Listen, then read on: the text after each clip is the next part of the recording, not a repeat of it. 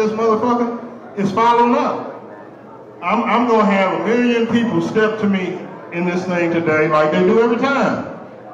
But when I go home, I'm going to be able to count on one hand how many of y'all actually follow up, and that's what makes the difference. People don't follow up. They see stuff and then they want to speak. They want to just try to seize the moment. But the key is what you do after that moment. And it shows us how serious you are. So it's like, to be honest, and really, I'm not volunteering. I don't want all y'all calling me. Let me put this out there first. Let's be clear. But any of y'all that give me your music today, and I give you my information, and you don't follow up, just know I'm not listening. If it's not important enough for you to follow up, it's not important enough for me to take out my time and listen. So the follow-up is everything, and that's it. I think, and that's, TJ spoke truth, so that's real. I think also to know who you're talking to. Like for instance, myself, I don't do A&R. Like I work in promotion, I work in marketing. After you get signed, that's when I get started. So if I tell you, hey, call Rail Carter, call Rail, don't call me. Hey, Azim, I met you. No, I can't.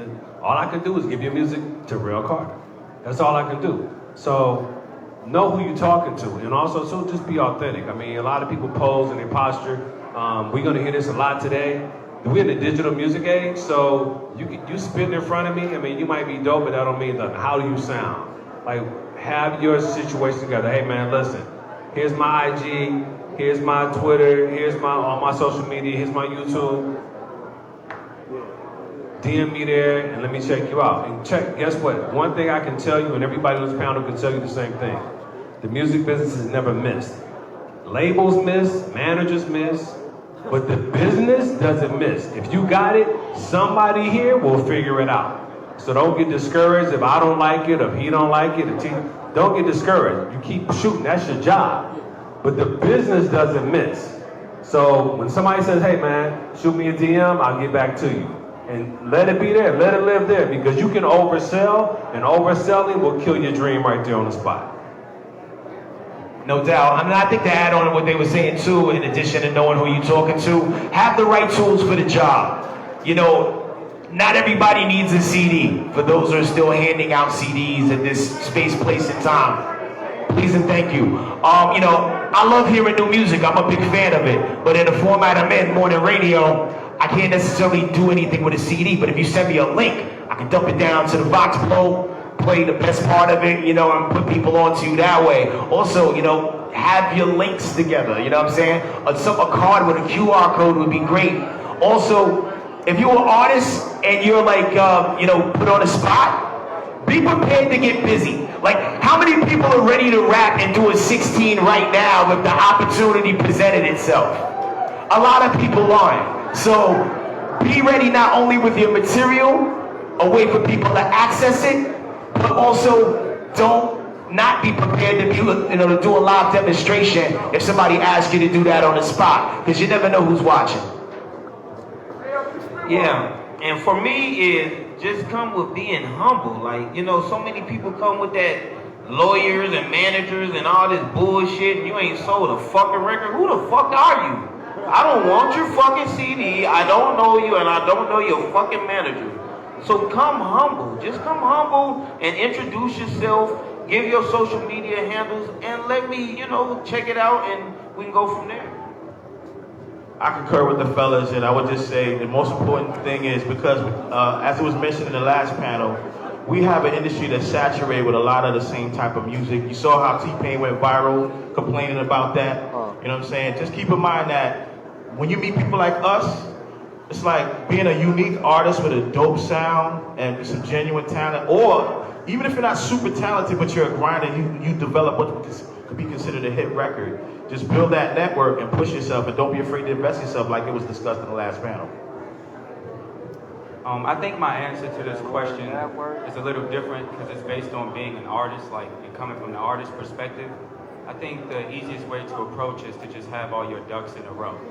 For example, there are many different activations that I use to get the attention of like Def Jam or like some of the labels that I was meeting with. You know, I started setting up my own shows. I started making people come to me and then giving them more awareness about the movement and what we had going on. So then when they did come to me, I had my one sheet together, I had the music all in one place, I had it ready to go and presentable in a sense where, you know, you can easily assess it and it's easy to tackle. So I think presentation and how you present yourself, and as well as the relationships that you're building along the way, because that's what's gotten me the furthest, is just relying on people I've met here and there, or like building upon, you know, pre-existing relationships.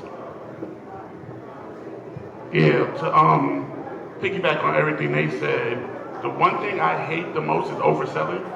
It's so, I can show y'all so many DMs right now of people saying, I can make you $1 million, just give me a chance. Or, this is gonna be the hardest shit that you ever heard in a while, and then I listen to it and it's like, that's what you call hard? So, don't oversell, just let the music do it for you. Say the same thing, because you know, it's probably like 200 people in here, and like if we were to meet each one of y'all individually, y'all would probably say y'all was the hottest thing in Cleveland. But realistically, it's only maybe 1 or 2 of y'all that's really gonna have an opportunity to really pop in the next 12 months. But most artists are super aggressive. Like they'll pull up on you where you're at, you post on Instagram, and it's like invasion of privacy and just being super aggressive instead of just letting us know who you are. Because when you start bubbling, we're gonna know who you are anyways. Somebody's gonna hit us, whether it's the managers, research, anybody. So it's like we're gonna get the information. The funniest shit I just heard was when Rail said, like, somebody DM him and say, like, this is the hardest shit you ever heard. Like you're not the nephew of the greatest rapper of all time. Like, there's no way this is the greatest shit I've ever heard. Like, in case y'all don't know, I'm not gonna say no names, but his last name is Carter. Y'all put 2 and 2 together. That's all I'm saying. That's all I'm saying. So listen, before we get to the next question, they is towing cars. If you parked on the side, your car may be getting towed. You might want to go check that. So please check on that real quick. Okay, my next question is, I remember it was about 3 years ago, I was at South by Southwest and I seen Head Crack perform. I was blessed with that opportunity. He did his thing, but after he performed, he said something along the lines of, it only takes one record to get you where you need to be. And I kind of want you all to elaborate on that. Like, what's the importance of pushing that one record instead of trying to create an album or an EP of music that may be hard for us all to engage with? What's more so important about pushing that one record?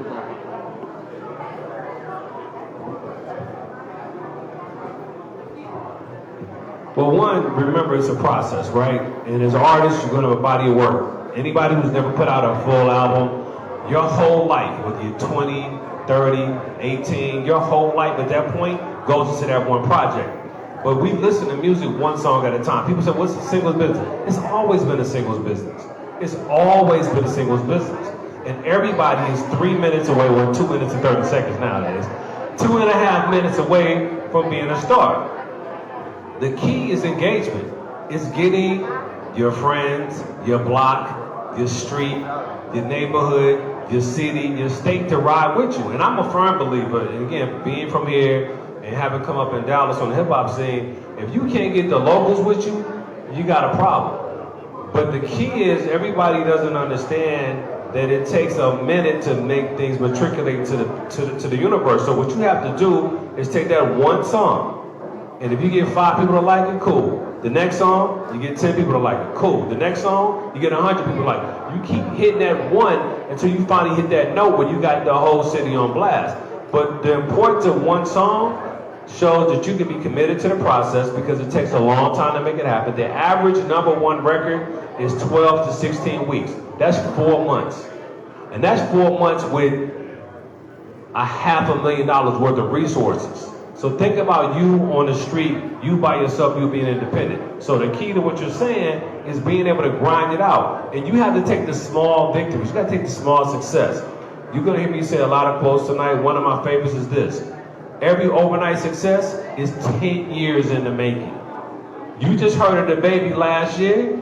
We heard about him 3 years ago. He was popping 5 years ago in Charlotte. So it takes a while for things to happen. Yeah, the internet speeds things up, but something you need to remember now is that because of the internet, there's 7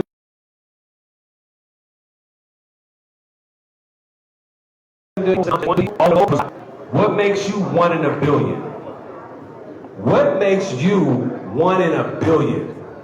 to be the next thing. So just take that one project and you gotta get the feedback. You gotta self-assess. You gotta look, okay, the video wasn't right. Or you know what, the hook. Remix your records. There's an artist we work with called Lil TJ. Anybody know Lil TJ? Call him my phone, #1 record. When TJ put the hook up for that song last fall, it was just a hook. There was no record. You hear what I'm saying? There was no song. There was a hook of a song that he put on the internet for 3 months. And then he went to the studio and he made his record. And Black wasn't on the record. And then when Black heard the record, he jumped on it. So it took 6 months for an established Platinum Plus selling artist to take an idea and make it a hit record. Yo, and even making that hit record, there's so many different ways you can let your fans in on the process, or even as you build your fans. I think one of the best success stories of the last 18 to 24 months has to be Doja Cat, right? Anybody who's followed Doja Cat's process, who had a record out before y'all knew about the Moo record, right? But if you followed her from that point on, you saw her going on Instagram Live, working on records in real time, recording them, fucking up. All right, let me erase that, record it again. Sometimes we're so prideful we don't let people in on the process. And everybody has their thing, it is what it is. Her formula may not work for you. But what she was able to get was a real-time litmus test with who was messing with what she was working on at the moment. So, I'm looking at the comments. I'm seeing the level of engagement going on with what I'm doing right now. Okay, this is something that I need to put time and energy into once I perfect this record and put it out. And then once you put that record out, you tweeting the link to your single for a week, that's not promotion. There's more that goes into it. You gotta make sure you're servicing your college radio DJs, your digital DJs, servicing the record pools, Nerve DJs, Coalition DJs, so forth and so on. And at least at the bare minimum, put 6 weeks into pushing that record. And that's on the low end. Because a lot of records you hear on the radio right now, just like Azim said, these joints have been on the bubble, have been floating around for months, possibly some years. So know what you're pushing, believe in what you're pushing, and make sure you push in the right record so you get that one. Even with having the right fucking record, you have to put in some work. Consistency is the key to this shit. I've been in the industry for over 25 years, and I still street team. Y'all see the What's Up Shade? I still work. There's one young lady, this young lady with the green hair right here. I see posters, I see flyers, I see her on every telephone post. So having the record and not working the record is a problem for me. I don't care how good the record is. If I can't look up your record and I can't see the due diligence of you putting out your record and promoting your record, I don't give a fuck about your record. Because why should any one of us on this panel take the time out of our day, which we have wives, children, we have family, to listen to somebody that can't put in the work to promote themselves? So yeah, a good record is key, but consistency is the most important part of it, because if you ain't consistent with what you're doing, you're losing. Yes, indeed. I want to add to what he said about consistency because, again, earlier you heard someone mention about how majors will spend an X amount of money to break it within 4 to 6 weeks, but a lot of people here don't have those kind of budgets. So consider your content building and how you feed your algorithms on the social media. I mean, it's clear there's social media ads on Facebook and Instagram. You know, how many times have you seen a sponsored advertiser pop up in your feed on your social media?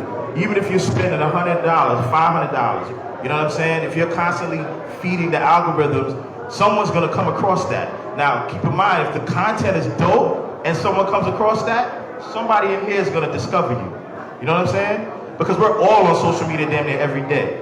You know what I'm saying? So keep that in mind. If you're independent, you don't really have a big budget, but you're willing to take the time to strategically do things to go viral, that's something to consider.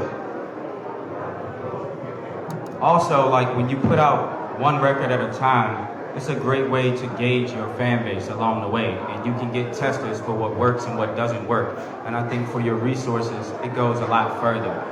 You know, each single you put out is kind of like, hey, here I am, this is what I'm doing, and people react to it. And so it's up to you to kind of take that knowledge and then move on to the next track, or you build upon that sound, that wave, whatever you have. Hold on, real. Hey, respectfully, like the conversations is kind of loud. We can't hear the moderators. So if you're talking, can you like go to the back? You feel me? Because we can't hear the moderators, and they kick in some important gems, and we all need to engage in this. This is kind of another point I'm gonna bring up next. So, Real, you can take over, bro. Yeah, so me being at a distribution company, I literally deal with independent artists all the time. And I tell them, like, oh, these guys says consistency. I literally tell artists all the time, if you got a good record and then we look you up and there's nothing else to be found, this is a hobby to you. It's not a career. I think that a lot of artists think that they could put, like, for instance, I know this artist, she put out a record and she had a premiere on BET Gems. Date as to when it was coming out. So she didn't promote the song for 3 months until BET Gems premiered the song. That, I don't even get the logic of that. So I mean, you know, if people are gonna work harder than you for your craft, then you probably shouldn't be doing this. Yeah, I mean, I'm a second what everybody said. I think the main thing was consistency is really because you don't know what that record is when you're really just starting out. So I think you got to put out a lot of music, and then when you start seeing things start to move and bubble, then I think you focus on that record. And it may not be the record that you think is the single. I think a lot of artists, they just focus on one song thinking that that's the record for them, and they end up, by the time they're done, they spent their money, then they catch something starting to bubble, but then they can't afford to finance it to keep it moving. So I think you just take a chance and just keep putting out a lot of music consistently, maybe once a month maybe, and just start building it slow, organically, and just watch what's moving, watch your analytics. And then focus on, like when things start to move, just focus on spending your money on those records. All right, cool. I'm gonna ask one more question, and I'm gonna open it up for questions. I'm looking at the poster. I'm looking at the TVs. I'm looking at Shorty with the posters, and it brought me to a question of branding. How important is it to brand yourself, not only as an artist, but for whatever it is that you push? I mean, branding is everything. Whether you're in the music business, whether you sell clothes, whether you sell shoes, whatever you do, your brand is your world. So it's like you gotta promote it. But it's funny to me how many people, you know, when you're promoting something and pushing something, whether you're doing sponsored ads or whatever, it's funny to me how many people call that cheating. You know what I mean? Why are you cheating? Why you gotta do this? I want to be organic. And that organic word is like a real funny one. There's no successful brand or no successful company that doesn't promote themselves.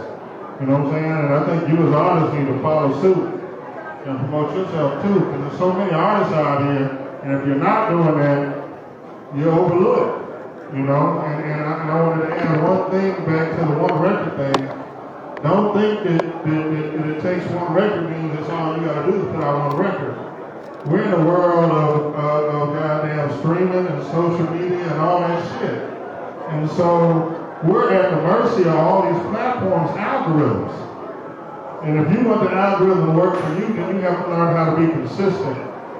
You know, if you want the Spotify music algorithm to work for you, drop a record once a month. You know what I'm saying? Don't be so caught up on an album, because it's funny to me, and one thing I realized is the songs that you don't shoot videos for, the songs they focus songs off their project, they get sacrificed.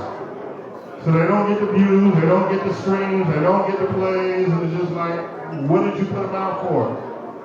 So get back to that one record approach, develop some consistency, and let the algorithm work for you. When you talk about branding, everybody in here, when you say, what's up, my name is, you introduce yourself, right? My name is, your name is your brand. Your name is your brand. And you do everything you can, you know, in the street and talk about, yo, gotta protect my name, right? So when you protect your name, if you believe in your family, you protect your family name, that's your brand. So if you want to do that, as an artist, it's the same concept. You have to be willing to put it all on the line for your brand, because if you don't believe in you, how will any of us? Like, it starts at home. Everything starts with you. It starts with you, it ends with you. So when you talk about building your brand, it's all about belief. And brand identity is probably the better question. What is your brand? Who do people think you are?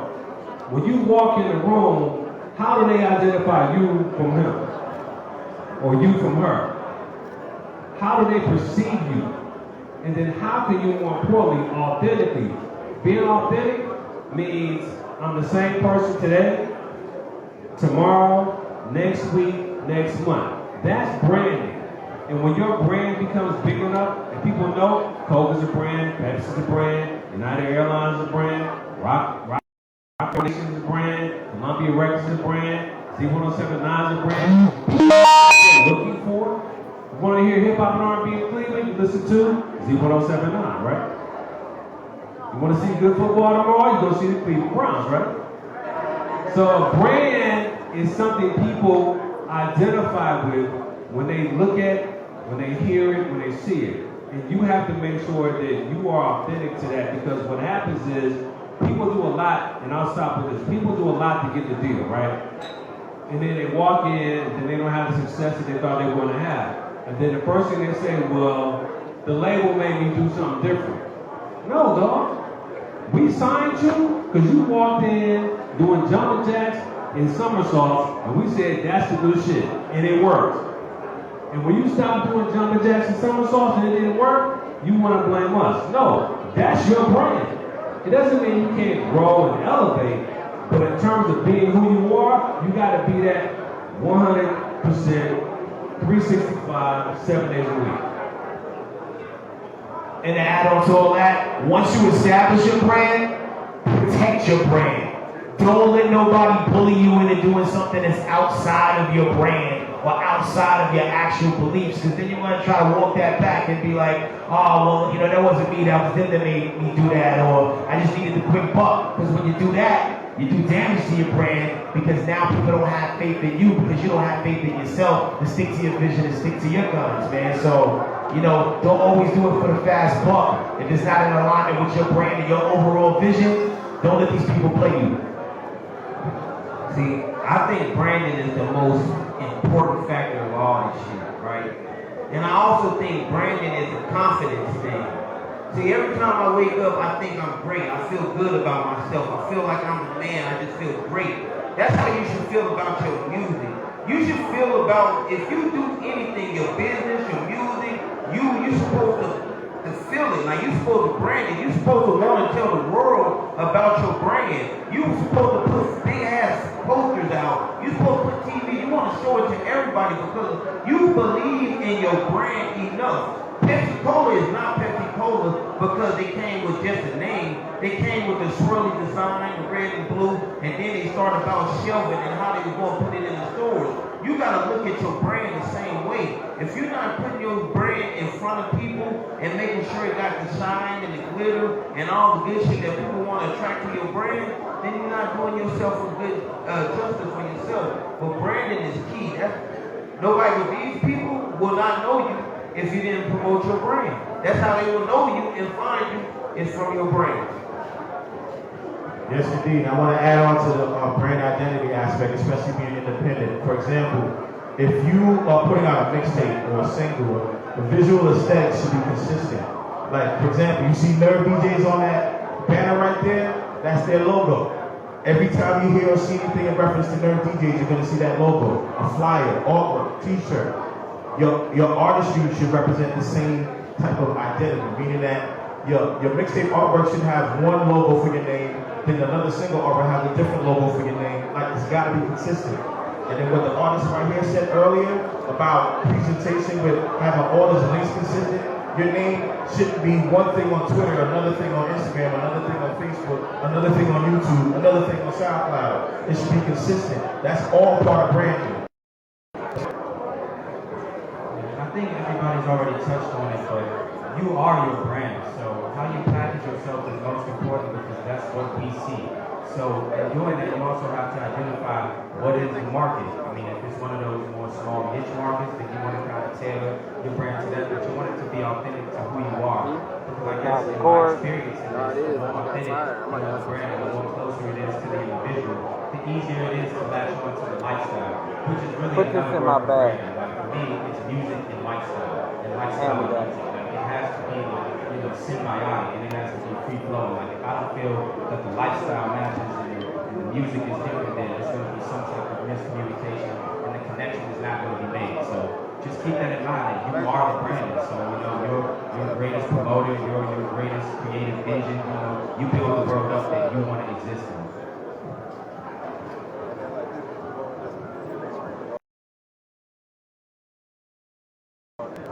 Any questions? First person raise their hand on the seat.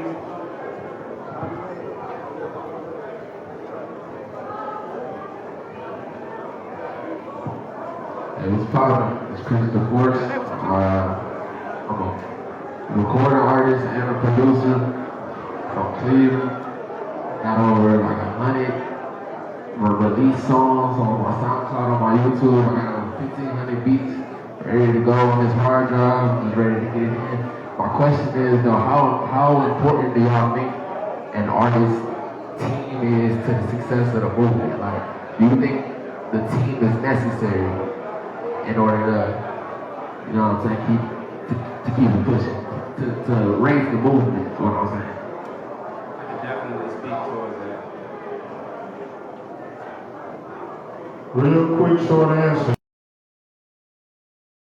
I believe that, whether it's your manager, whether it's your DJ, whether it's your attorney, your publicist, all the records what you got going on.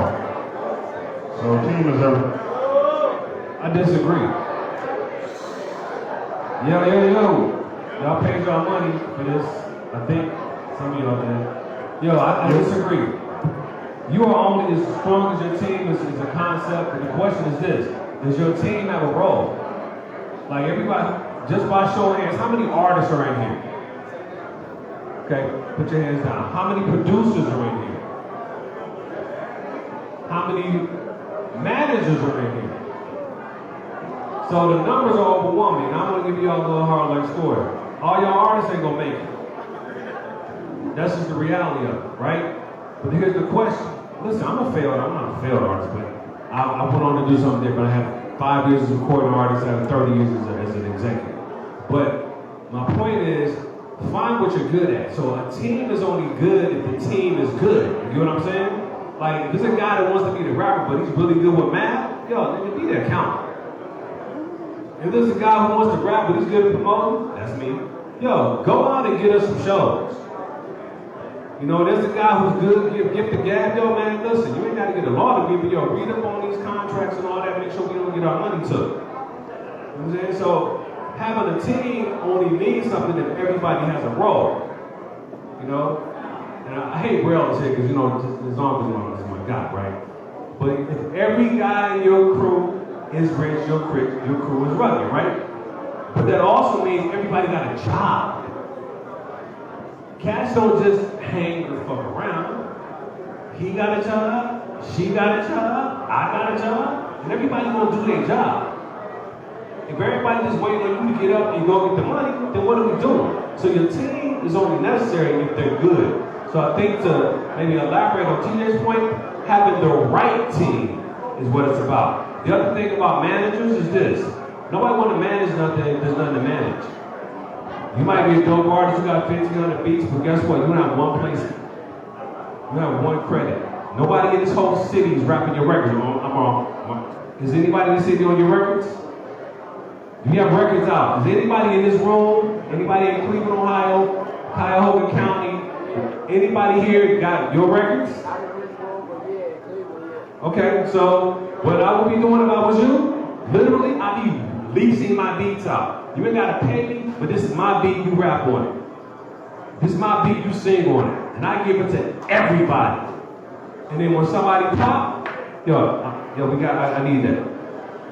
But the team only means something if you have something, and especially with managers, Like, you want to get nobody 10, 15, 20% of your work and they ain't doing nothing for you.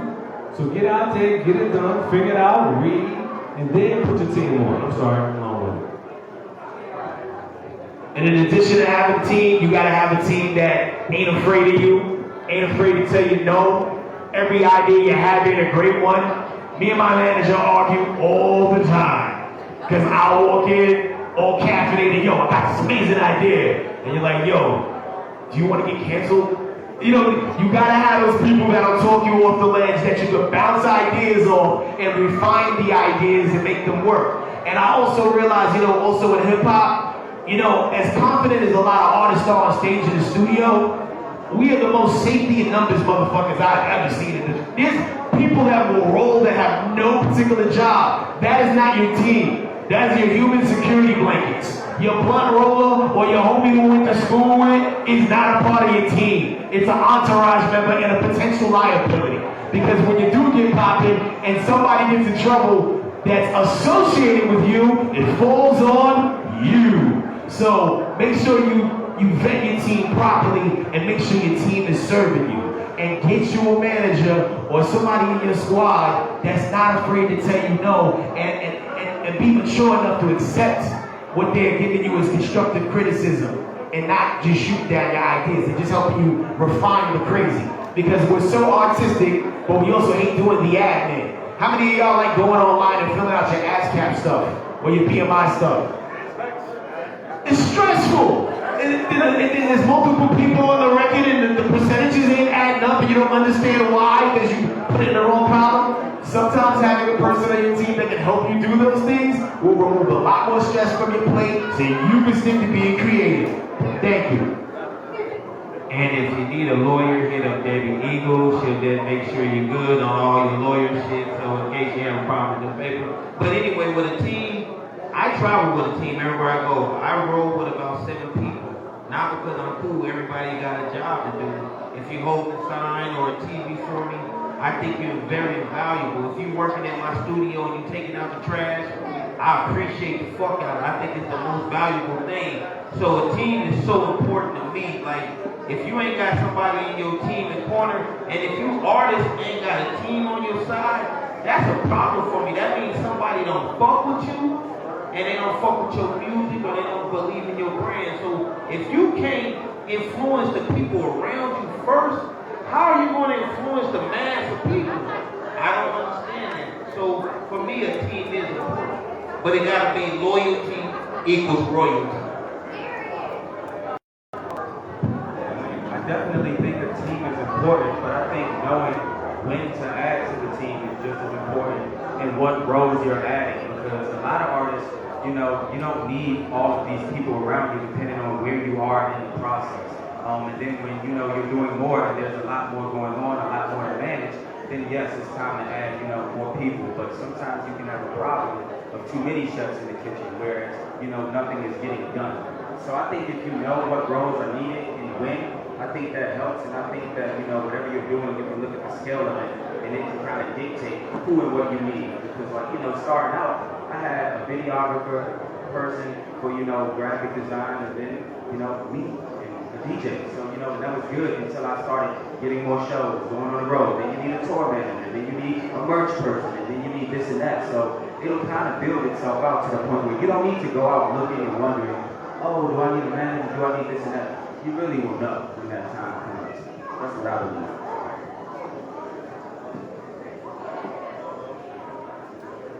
Yeah, okay, Barbie.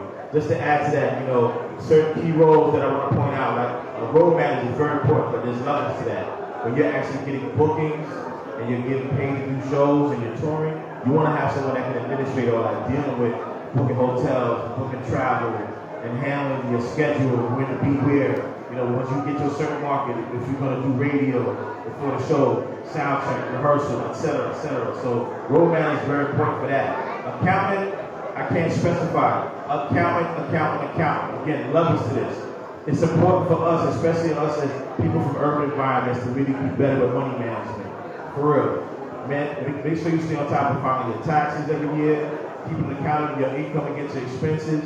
You know what I'm saying? Even thinking of building your portfolio, investing in other things so you're making money as you're making money as an artist, you can take that money and let it make you money. You know what I'm saying? And other things. You know, we got cryptocurrency, we got stock investments. There's so much things going on here. That's why Nas himself built a portfolio at this point in his career outside of music. And, you know, it speaks for itself.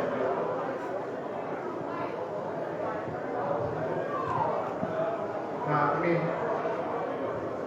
I like what you're saying, but I think, you know, a lot of artists haven't really even made enough money to be able to even need TV or lawyers, but they still do music with us. And none of us, all of us work in a company or we have our own companies, whatever we're doing. We can't do this by ourselves. It's impossible. We need to perform on the highest level. It's almost impossible to be an artist, a producer, and then still run your company and market yourself, promote yourself, tour, the whole nine as it grows, right? But you just gotta realize that we're all in the record industry and it's a business. And that we have to fill these rooms with people that we need to be able to make sure that we can perform at the highest level that we want to achieve. And just to put a button on it, bro. I think that like the most important thing with me, I think it's just like everybody not conducive to your turn up. You feel me? Like yeah, like it's a lot of people who might be in the room with you while you doing what you doing, whether it's rapping or making beats, and they just chilling.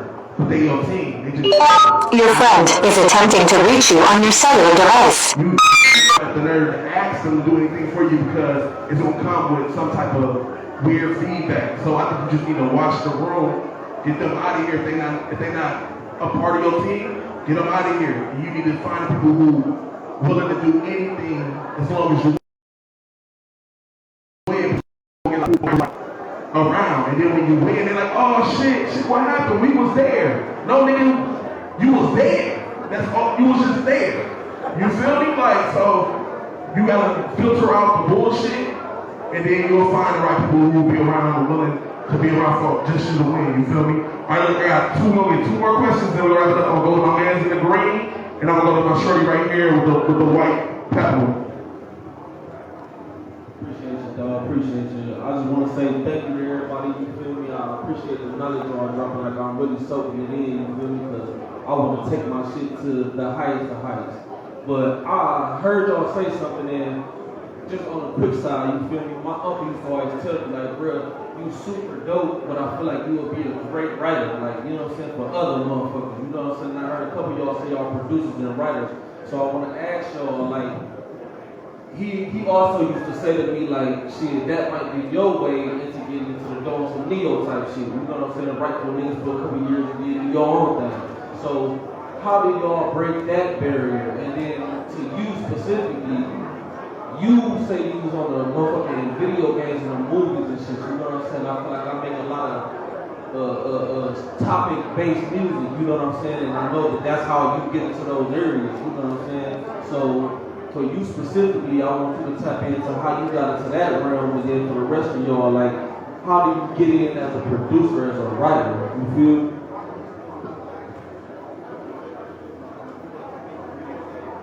Well, as far as like getting into like television and film and the video games, I was with Def Jam, so when I got signed, one of the first things I did was make it a point to know the building and like what I was intrigued in. Like I always like anime, I wanted to get my stuff on video games and all that stuff in the beginning. So when I found all the different departments, I want to focus on building a bridge with them. So it did, I was just writing a bunch of different songs. And I don't mean rap records that I would usually put out, but when you're doing stuff for TV and sync, you usually are leaving it more open-ended, a bit more instrumental, taking less vocals on, because you want to see it like cut and edited for TV, stuff like that.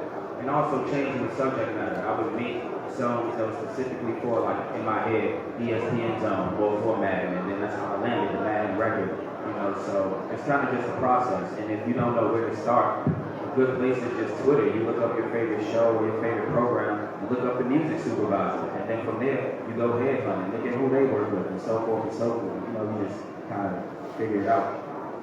Yeah, and as far as the stuff, it's networking, right? You know, that's an A&R job, is to find songs and beats for the artist. So you go to events like this, or you just go and connect with producers. It's a million producers Like if you go anywhere, let's say you go to LA, and you just go in and out of the studio with the lead producer and get in sessions with them. So it's pretty much just networking and seeing how you just reading the room, just sitting there. You can sit in the studio, imagine being in the studio with DJ Mustard, and you hear something, or you hear me making a song, and you add input to it, and they like it. That's how they keep coming and keep coming. Then you just gotta meet different people, but it's really just networking and connecting. Because we're always looking for these because we need it. That's how we keep the lights on. So it's necessary. I'm a second that. But I think you gotta start here. Like, y'all gotta start locally just networking with each other and just trying to build a catalog. Because it's almost impossible for you to just go to LA and be able to walk into a session and be able to be in the talk and stuff, right?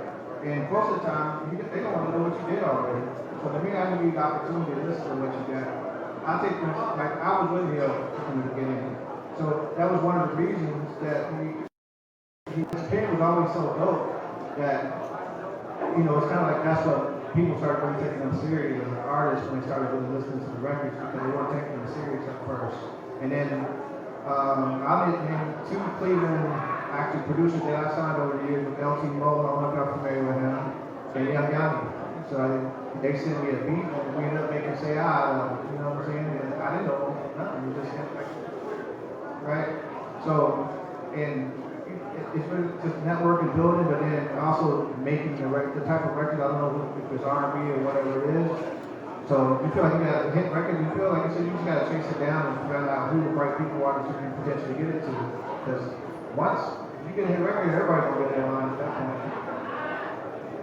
I want to add on to that because as a producer, that's part of the process of myself. A lot of records I've actually placed is with like references, like full song references or hook references. Like there's some artists, even A-list artists that don't write or they're not great hook masters. You know what I'm saying? So like they said, network locally, don't be afraid to jump on people's records and say, we do a hook for you. You know what I'm saying? And if it goes viral, that starts bringing attention to you. But also networking online, you know, with producers, even some no producers, if you constantly like follow them and comment and follow their feed and share like your input on their music and they say, well, I'd love to do a hook for you. You know, send me a track of reference for you. And I send it back, tell me what you think. You never know, you might get an opportunity. Just you saying that, I'm gonna give you an opportunity. You know what I'm saying? If I send you some music and you do some good hooks, I probably get you a placement. And once you get placements, keyword, major placements, that's when you can be in a space to get publishing deals. You know what I'm saying? So keep working. All right, cool. Last thing I want to say is basically, hey, it's a lot of good panelists up here. It's a lot of panelists who've been here, but it's very important that y'all network across. Everybody always want to network up. Network do something that you don't do. So politic with everybody. And with that being said, we about to get out of here. Y'all give it up for our networking panelists.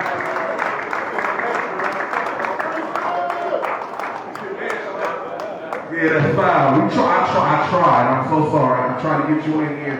He wouldn't let me. So y'all give it up for the panelists one more time. All right, cool, man. Y'all did a hell of a job. Thank you guys. Thank you. My name is Crisis. If y'all want to shout out y'all social media handles, y'all can do that as well. We about to stand up here and get some pictures in and all that good shit. And then if you park on the side, go check and see if your car's still on the side because they towing. And yeah, that's it. DJ, drop it like it's hot.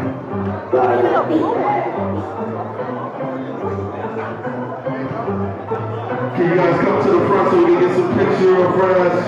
Who is that DJ? Yeah. Bro, y'all was talking to me, DJ. I need